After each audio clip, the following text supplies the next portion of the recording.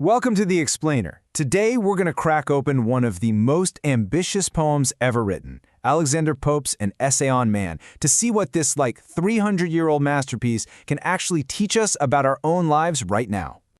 So let's just start with a massive question, right? One that people have been wrestling with forever. It's this question that feels both huge and, super personal. Where do we, you and me, as humans, actually fit into the grand scheme of things?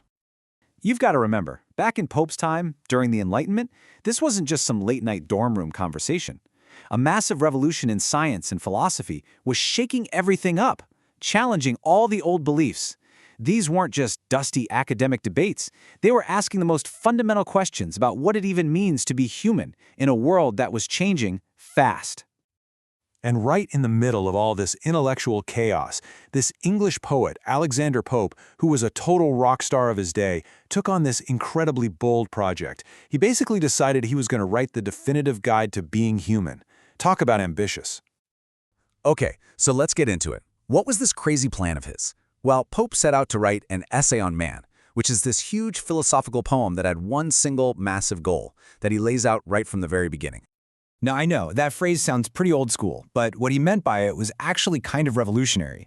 His mission was to explain the entire system of the universe and exactly where we fit in. He wanted to prove that the universe, even with all its chaos, all its suffering, all the stuff that makes no sense to us, is actually a perfect, ordered, and totally rational system.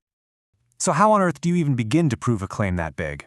Well, Pope's whole argument hinges on one single foundational idea. A kind of master blueprint for, well, everything.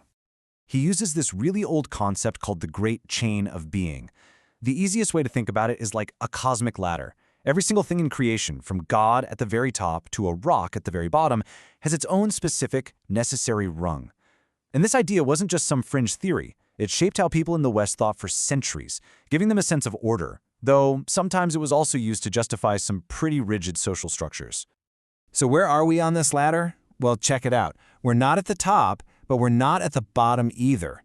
We are stuck right in the middle, in this unique middle state. We're this kind of weird, messy, frustrating mix of the spiritual and the physical, part angel, part animal. As Pope so perfectly put it, we are darkly wise and rudely great. And here it is, the absolute core of his argument.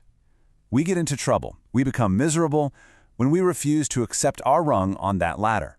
For Pope, the single biggest cause of all our unhappiness is pride. It's that voice in our head that makes us wish we could be angels, or that makes us question why the whole universe wasn't designed just for us. It's a huge challenge to how we think today, where we're always told to disrupt things and reach for the stars. Okay, so you've got this huge abstract theory. How do you sell it to people and make it feel real?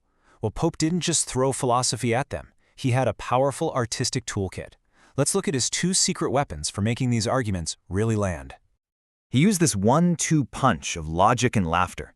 He combined this incredibly structured, balanced, poetic form, called the heroic couplet, with a super sharp, critical sense of humor, what we call satire. And the heroic couplet wasn't just to make the poem sound nice. Its perfect order, its balance, its symmetry, all of that was meant to actually mirror the perfect order of the universe he was describing. Each little couplet is like a tiny, self-contained machine of logic, which makes his ideas feel so polished, so memorable, and so true. Just take a look at this famous couplet. All discord, harmony not understood, all partial evil, universal good. What's so brilliant here is how the structure of the poem does the work of the argument. It takes these two opposite ideas, discord and harmony, partial evil and universal good, and it smushes them together into this neat, perfect, resolved balance. The poem itself creates the harmony it's talking about. So clever. So what Pope is really saying is that all the things that look like evil or chaos from our little limited human viewpoint, one person suffering and natural disaster, are actually necessary pieces of a much bigger, perfect, universal good that we just can't see from where we're standing. It's an idea that, honestly, still comes up all the time when we talk about making individual sacrifices for the greater good. All right, so weapon number 2 was satire. He used his super sharp wit to kind of gently mock how incredibly self-important we are. He pokes fun at the kind of person who thinks the sun only shines to light their way to work. It's this dose of humor that makes his big philosophical arguments way easier to swallow. So after mapping out the whole cosmos, Pope zooms way in, from the entire universe down to the individual human mind. And he gives us a guide to the two powerful competing forces that run our own internal operating system. Now, you might think he'd say our passions are bad, right? But nope. He actually saw passion, or what he called self-love, as the engine. It's the driving force behind everything we do, the spring of motion in our souls. Reason, on the other hand, is the cool-headed driver, the one whose job it is to hold the reins and steer the chariot. So Pope's whole guide to managing yourself isn't about crushing your ambitions or killing the engine.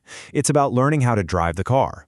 It's about using your reason to steer all that powerful energy from your passions towards something productive, something good. And this leads to one of his most, I think, elegant ideas.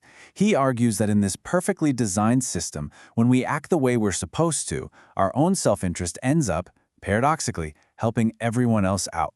Pursuing your own excellence, as long as it's guided by reason, actually benefits the whole community. Okay, so we've got the map of the universe and we've got the user manual for our own brains. What does it all lead to? Well, it leads to the big one. Pope finally gets to his ultimate answer: how to be happy. This right here, this is probably the most famous line he ever wrote. He's basically giving us a command. He's telling us, stop trying to figure out the mind of God or solve all the mysteries of the universe. Instead, turn all that brain power inward. Focus on the practical, achievable goal of understanding yourself, your own nature, your passions, and your limits. And this leads to his secret formula for happiness. And guess what? It has absolutely nothing to do with stuff like getting rich or powerful or famous. For Pope, real happiness is an inside job. It's something anyone can achieve by living a good, virtuous life, and, this is the most important part, by accepting your place in the grand scheme of things. And this brings us to his final and, let's be honest, his most controversial conclusion. Whatever is right. It's the ultimate statement of philosophical optimism. It's an instruction to just trust that from a God's eye view that we can't possibly have, everything is exactly the way it's supposed to be. And that is a radical thought, especially for us today. I mean, it can feel like he's arguing against trying to make the world better or fighting injustice. It's a tough one. So, Alexander Pope's 18th century answer is pretty clear. A radical kind of acceptance is the key. But what about for us? Living in our modern world of, limitless ambition, what do you think? Is real happiness found in constantly pushing our boundaries, or is it found in learning to peacefully accept them? That's a question definitely worth thinking about.